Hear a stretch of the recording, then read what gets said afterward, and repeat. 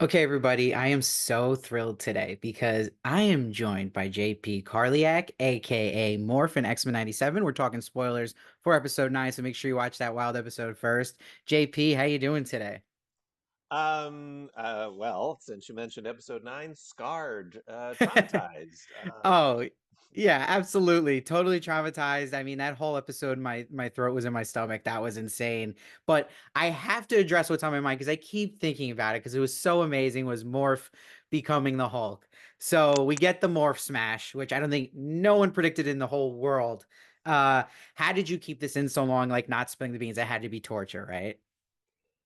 You know, there's so many little things that have come up, and we recorded this so long ago that I think I was excited on the day that we recorded, but it just kind of slipped my mind for a while. So in some ways I was surprised as everybody else, like, oh right, I totally forgot that we did that.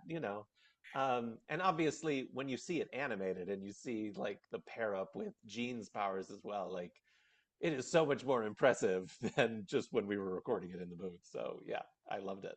Yeah, that was like literally the cherry on top of Gene moving him around. That was such a good point. And do you personally have, it's a huge list, but do you have a favorite morph that Morph did this season so far? Um, the one that I keep going back to is Jean, because I think Ah, I think it was such a fun way to exhibit his personality, like both as a trickster, but also as trying to poke Wolverine the right way to get a response. So yeah, I thought that one was fun and kind of witty. Not to mention it was really cool to hear Jennifer Hale do her version of Morph, you know. Uh, yeah, that's my favorite. Although I've also like um, the other ones are so, I mean, just the action of some of the other ones are just awesome. Like the Hulk is incredible and literally. yeah, yeah, So exactly. yeah. No, for sure. And like you're mentioning that, I think too, like another one like that was the Blob, where the action of it is just brilliant. Um, I also am wondering, did you yourself get to pitch at any point any ideas of like, oh, I'd love to see him morph as this to any of the team? No, no. I mean, it's all just been a big surprise as to what comes up week to week. And I think especially just for this first season, I've been content to just be like, look, you guys seem to know what you're doing, so I'm just gonna let it run and just enjoy the ride. But who knows? Maybe by like season 4 or 5, should we get those, I'll start being like, hey, have you thought about doing this guy?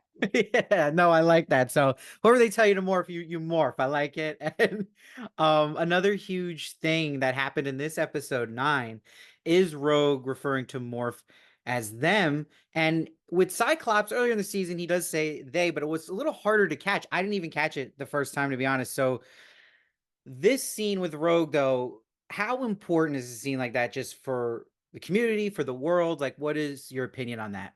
Yeah, it's well, let's just say it put me in a bit of a corner because Okay. I've been saying that Morph's he for a long time. Okay. And the official word from Disney is that Morph's pronouns are he, they. Um, and for me, it's been coming from a not a like, no, you're not a they. It's been Mm. a chronological thing. It's been in the 90s, we didn't have the term non-binary. We didn't say they, them. Like genderqueer was maybe the closest thing that came out of the 90s, and the term non-binary didn't really come until the early 2000s. Mm. So the concept of it was sort of out of chronology. And my thinking was always that it doesn't mean that Morph isn't these things. It's just that he doesn't have the vocabulary yet to be able to describe it and to be able to take that identity on. Should Morph survive to the year like 2015 or so, like he'll be like, oh yeah, that's me. I get that's a term that I identify as, and then can go forward from there. But so it's not me negating in any way what his pronouns are or his or their identity. Like um I think it's a journey, as my own has been. So um but as far as the thing is like I could get into the chronology of like, well, that's kind of a stickler thing, but we didn't have mutants back in the 90s either in real life. So I mean, who am Yeah. I? Stickler. So I guess to get back to your question, in terms of what it means, I think it's awesome. I think especially because it's just so it's not about that. It's just it's Rogue proving a point about something else entirely, and it's just she just sort of blows through the line, and it Yeah, just happens to have that, which has been sort of our whole thing, is that it's never about a message or trying to make a point about who Morph is, but it's been more about just like, this is who this person is, and right. let's carry on. We have a lot of other things going on. We don't need to focus so much on their identity. Like, people are people. Why don't we just let them be people? Yeah, no, for sure. And what you just said there is a classic theme of X-Men, so it's so fitting you said that. I also think it's interesting too because you had mentioned a couple minutes ago Wolverine, and there's some people that think Morph has feelings for Wolverine, especially from that shower scene earlier in the season. How does JP read that? Do you read at this moment in time as Morph maybe having feelings for Wolverine? Sure, friend feelings. Oh yeah. Yeah, I mean, I'll be honest, like a lot of it, and I think there's different people even within this production that like, we differ. Everybody's got their own idea of like of what it is, but to me, as somebody who's grown up with, a lot of queer media themes, cinema, blah blah blah, the what was a very tired trope in the 90s was the queer person pining after the straight best friend, Mm. and I'm kind of bored by it. Like, Hmm. I don't think we need to see that story again. I think it's actually far more interesting to have these two people be able to have a friendship without it being all about like, oh, I'm pining away in the corner about how much I love you. I do think that Morph would like to have a companion. I mean, from that episode where they're standing outside of the danger room and he's like doing the Oh boop boop boop, yeah. after Wolverine and Gambit leave, Morph says, and then there was Morph. Like, he's kind of the only one who hasn't paired off or isn't longing after somebody. So there's that aspect of who's Morph's person, Y- So I hope we get that. Yeah, and that's an amazing answer, and it makes me think just a lot about Morph more now, and that's really cool. You're able to look at it like that, and it's interesting too because there's so many great connections in the show, and even though Morph has that aspect of him that's like a lone wolf, there is that bond he has with Wolverine, and I'm wondering, with voice acting, do you get to build some kind of connection with a co-star like Cal Dodd? Like, is that a thing, or do you kind of just go in there, okay, I'm hearing these voices and I'm just doing it? I met Cal at the premiere. Oh, Uh, okay. yeah. We got to share 5 words with each other. Wow. I love his work. He's amazing, but it was busy. We've never met, and um, yeah. So really, so much of the work that we do, and I didn't even hear his voice. Like, we would just Oh, record, and I would be acting against our voice director Meredith, not right. Cal. Yeah. So um, I think it's really a testament to us as a cast, as voice actors, like really being able to just get this in our imaginations and make these relationships work without actually seeing, knowing, or interacting with any of these people. But also a testament to Meredith and our production team of being able to stitch together these isolated performances and make them feel like we all have relationships, we're all interacting with each other. Yeah, and I think that just shows how great this cast is and the challenge of voice acting that people don't realize like that is a thing where, sometimes you don't even hear the voice like you're saying, which is wild. So props to you, amazing job. And were you always going to play Morph or is there any other characters you auditioned for? Or was there any discussion ever of maybe someone else? Now, well, I might have auditioned for another character. The thing is, they were all heavily redacted, and the names of the characters were like Steve, Bill, Bob. Like, Wow. it was, I really wasn't sure.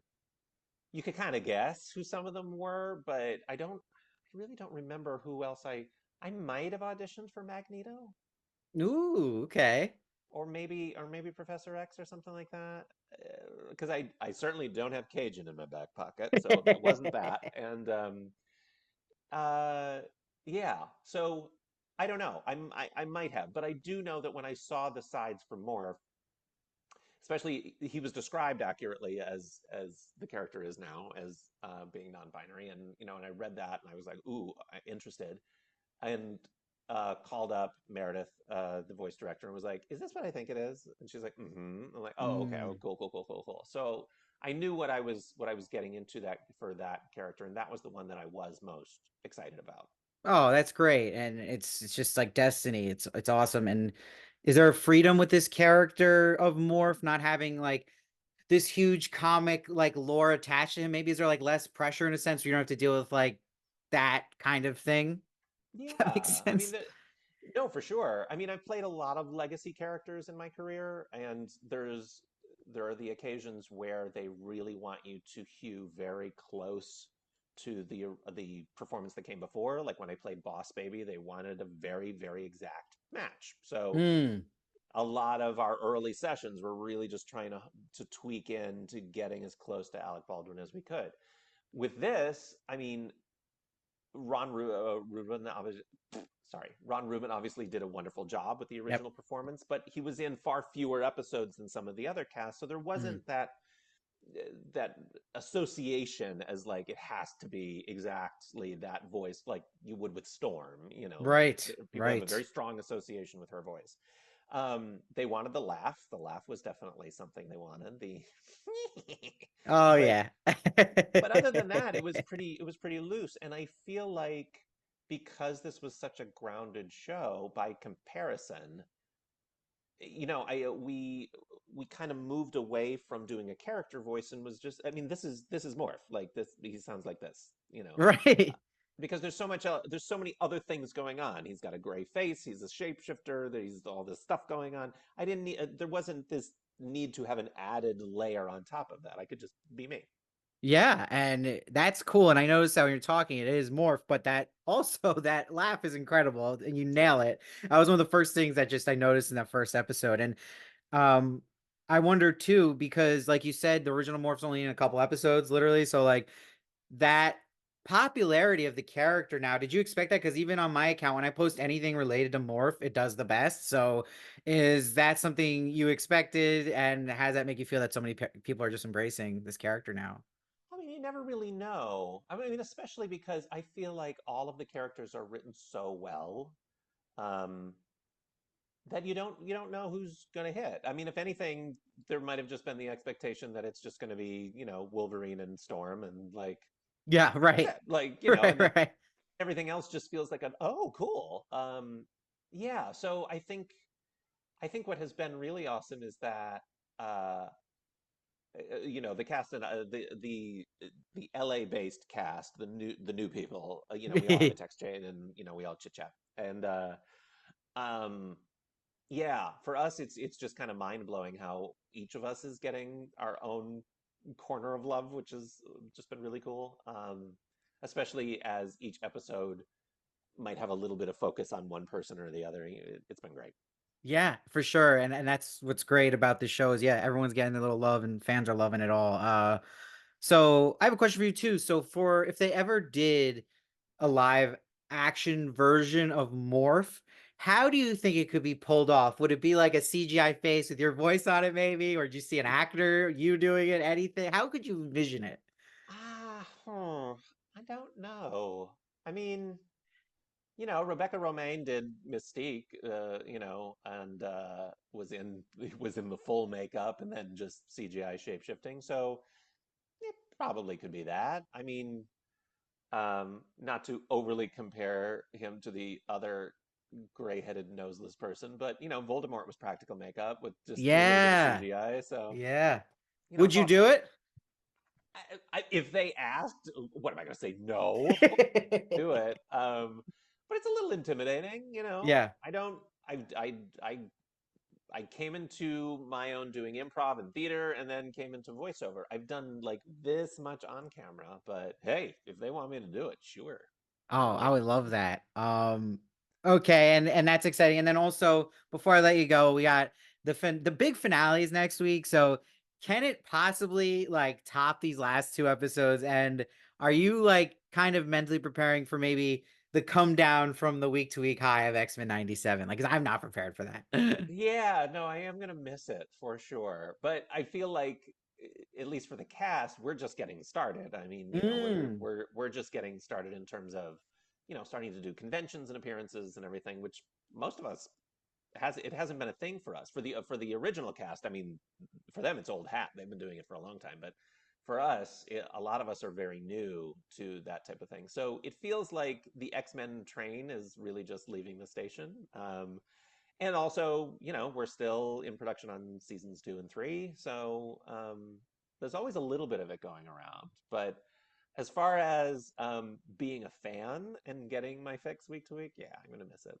Is Yeah, it? for sure. Yeah, yeah, But yeah, no, that's exciting. That's a great point. I can't wait for just like San Diego Comic-Con, all these cons coming up and people getting to meet you and these lines are going to be huge. So I'm excited for you to have that happen for you. And everybody just keep watching X-Men 97 on Disney Plus.